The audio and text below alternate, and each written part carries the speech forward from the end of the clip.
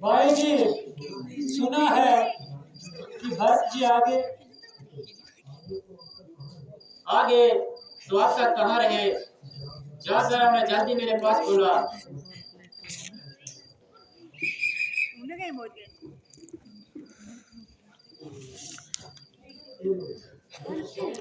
चलो, वो तो सामने से ही आ रहे हैं।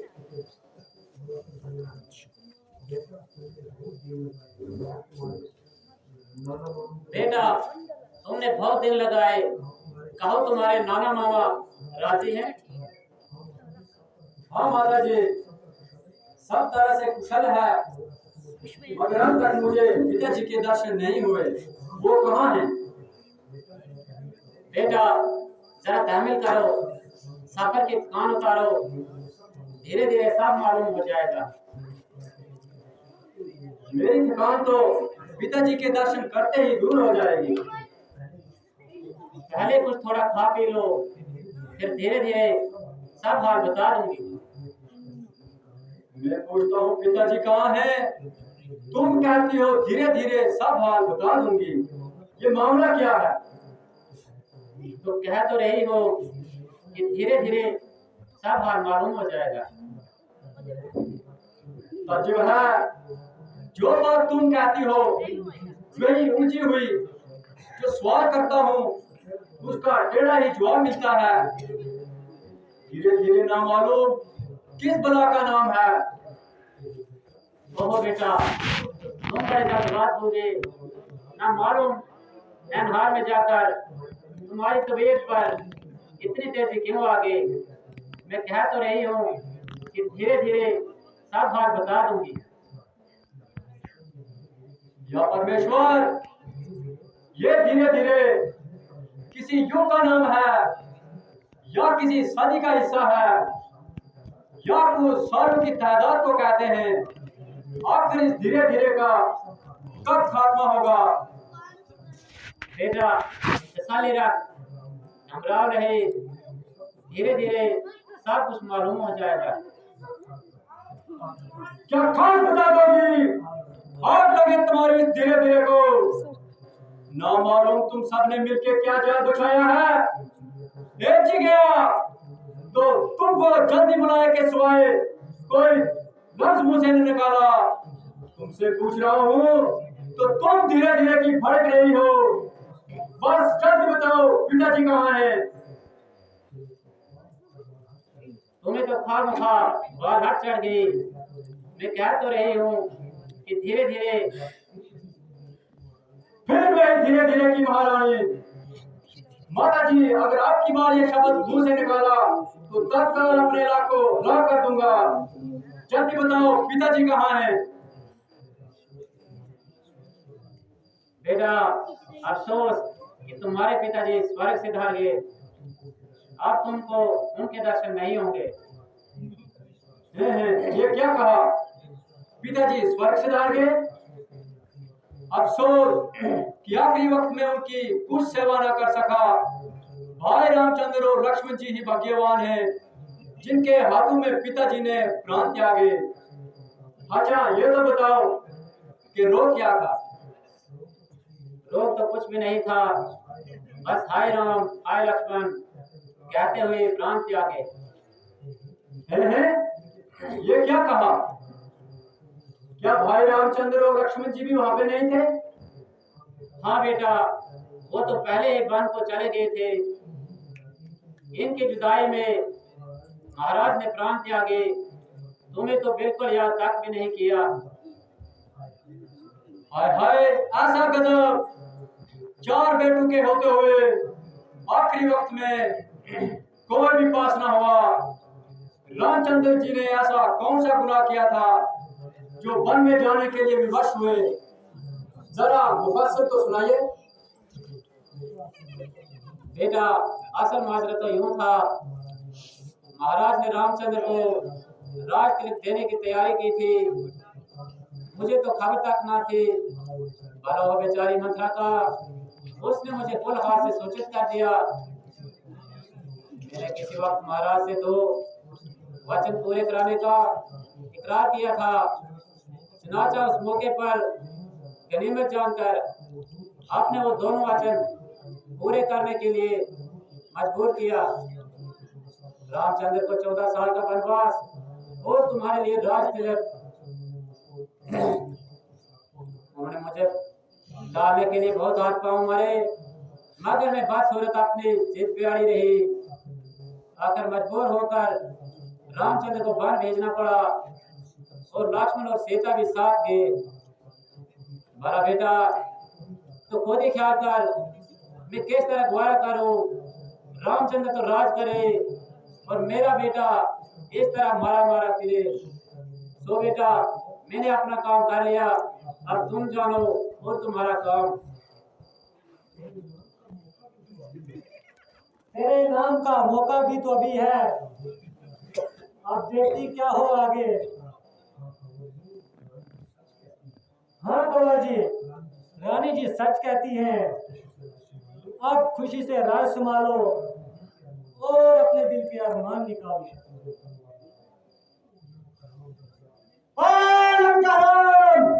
बच्चे, ये सब तेरी आग लगी हुई है।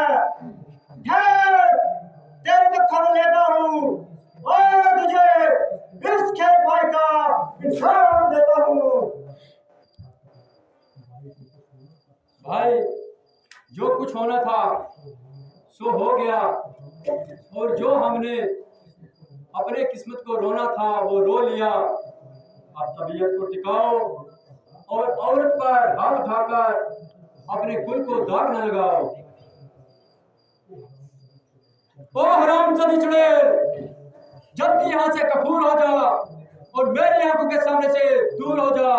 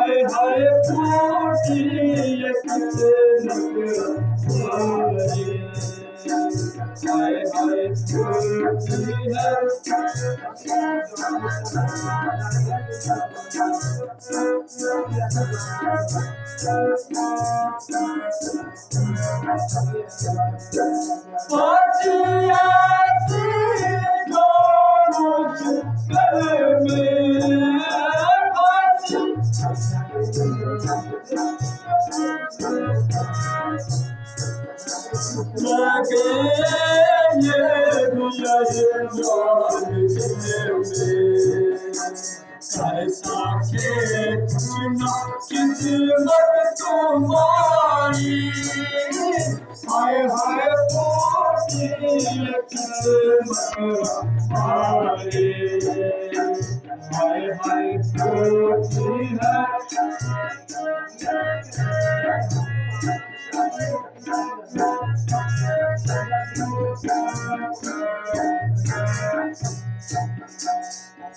या किसके बुर्द है हमको,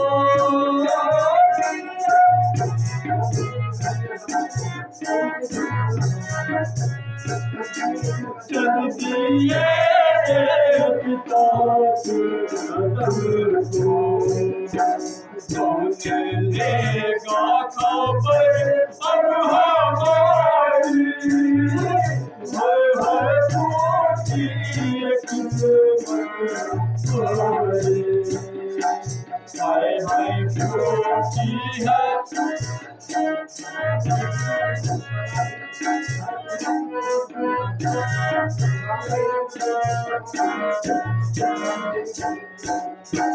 रंग मेरी बिल्कुल सालानी,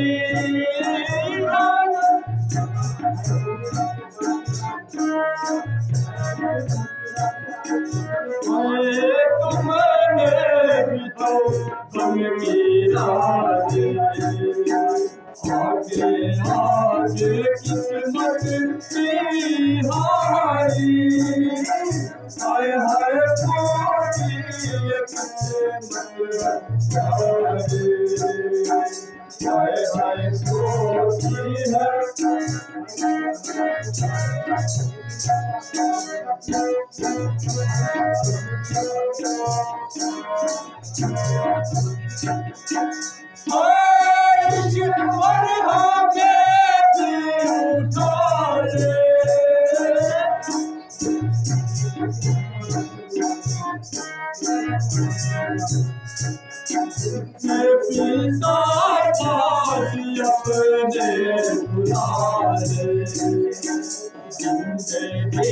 से हमें मौत प्यारी, हाय हाय फूटी किस्मत हमारी, हाय हाय फूटी है किस्मत हमारी, हाय हाय फूटी किस्मत हमारी।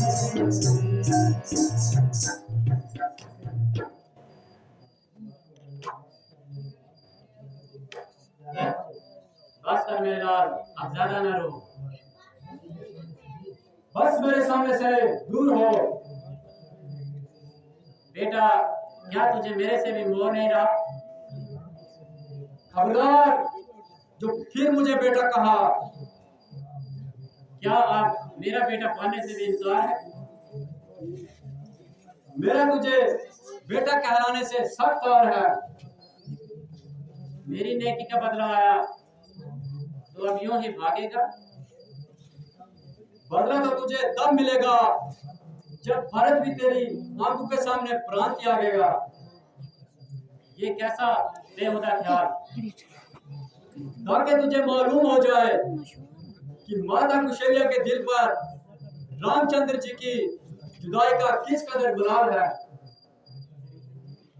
बेटा, जरा मेरी तरफ देख। मैंने तेरे लिए किस कदर खून पसीना एक किया। ओ दाइन, मैं तुझे एक बार कह चुका हूँ कि मुझे बेटा कहकर कलंक का टीका ना लगा। तो फिर मेरी बार बार छाती चिल्ला रही है और खामखा जहर के तीर मेरे सीने पर चिल्ला रही है। ओ बेरहम, पिताजी के प्राण लिए धर्म की मुजस्सम मूर्ति भाई रामचंद्र को बेगुनाह वनवास दिलवाया। सीता जी जैसी सतवंती और पतिव्रता भवज का सब कुछ छीन लिया। मेरे प्राण से प्यारे भाई लक्ष्मण से जंगलों की खाक छिनवाई। माता कुशल्या और सुमित्रा जी के कलेजों को छीन किया, तमाम अयोध्या बर्बाद कर दी। वो पापीर इस कदर पाप करके तू मुझे इन पाप कर्म में शरीक करना चाहती है। हाय हाय, मुझे तो इस बात का ख्याल है वो हत्यारी इससे बेहतर था कि पैदा होते ही गला दबाकर मार देती, ताकि ये आज का दिन देखने को नसीब ना होता।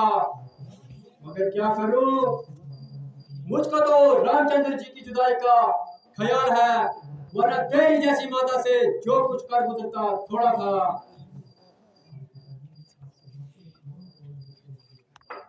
आए पिताजी, आपके मरते ही तमाम जमाना दुश्वार हो गया।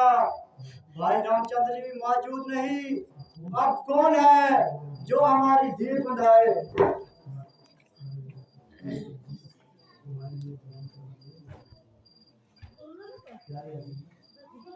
प्यारे अजीज, तुम्हारे लिए तो रामचंद्र मैं मौजूद हूँ, रामचंद्र नहीं तो मेरे लिए नहीं। तुम क्यों रोते हो? उठो भाई, सब्र करो। चलो बेचारी मुसीबत की मारी महादुखियारी माता कौशल्या और सुमित्रा की खबर लें।